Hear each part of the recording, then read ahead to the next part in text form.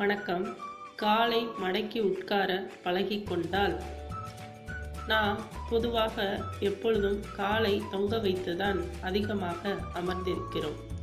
2 சக்கர வாகனத்தில் பயணிக்கும் பொழுது, பேருந்தில், ரயில் வண்டிகளில், சினிமா தியேட்டரில், பள்ளிகளில், அலுவலகங்களில், வீடுகளில், சோபா, கட்டில், சேர் இப்படி நன்றாக யோசித்து பார்த்தால் நாம் அதிக நேரம் காலை தொங்க வைத்து கொண்டே இருக்கிறோம்.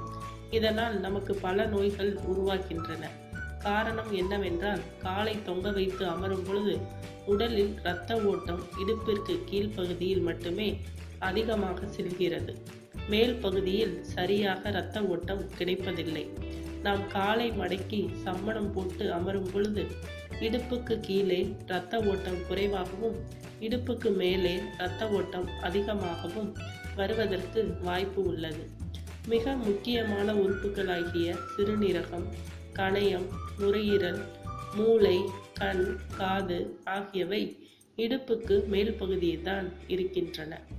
எனவே ஒருவர் காலை தொங்க போடாமல் சமணங்கால் போட்டு அமர்ந்திருந்தால் அவருக்கு சக்தி அதிகமாக கிடைக்கிறது, ஆரோக்கியமும் அதிகமாகிறது.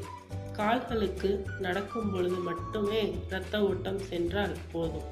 எனவே தயவு செய்து இனிமேல் காலை தொங்க வைத்து அமர்வதை தவிர்க்கவும்.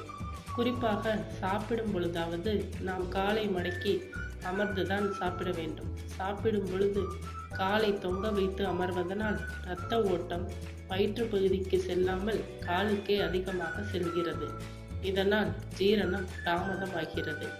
காலை மடக்கி சுக ஆசனத்தில், அதாவது சம்மணமாக அமர்ந்து சாப்பிட்டால் சாப்பிட சாப்பிட சாப்பாடு ஜீரணமாகிவிடும். ஆனால் இப்பொழுது பலர் காலை மடக்கி உட்காரவே முடியாத நிலையில் இருக்கிறார்கள்.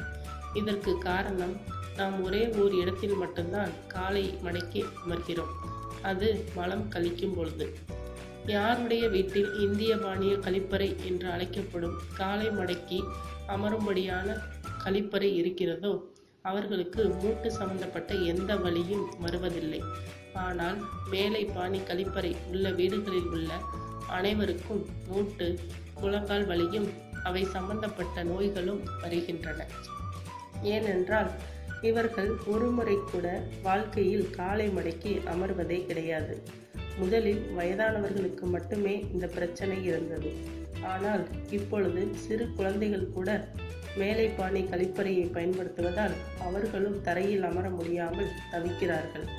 உங்களால் சமணங்கால் போட்டு தரையில் உட்காரக்கூட முடியவில்லை என்றால் இந்த உடம்பை எந்த அளவுக்கு கெடுத்து வைத்திருக்கிறோம் என்பதை புரிந்து கொள்ளுங்கள்.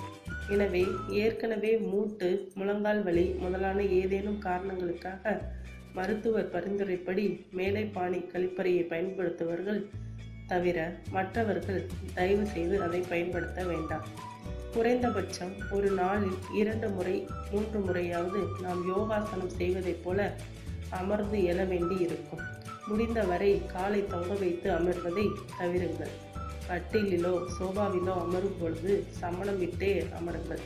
சாப்பிடும் பொழுது தரையில் ஏதாவது ஒரு விரிப்பை விரித்து அதன் மேல் சம்மணங்கால் போட்டு அமர்ந்து சாப்பிட்டால் சாப்பாடு நன்றாக ஜீரணிக்கும். சில வீடுகளில் அதற்கு வாய்ப்பில்லை என்று இருந்தால் டைனிங் டேபிளில் அமர்ந்து கொள்ளலாம். ஆனால் அந்த நாற்காலியில் காலை தொங்க விடாமல் மடக்கி வைத்து அமர்ந்து சாப்பிடுங்கள். இன்று முதல் காலை மடக்கி உட்கார பழகி கொண்டால் ஜீரணமும் நன்றாக இருக்கும், உடம்பில் சக்தியும் அதிகரிக்கும், மூட்டு வலியும் கால் வலியும் வராது. மேலும் விவரங்களுக்கு எங்களது சேனலை சப்ஸ்கிரைப் செய்யவும். நன்றி.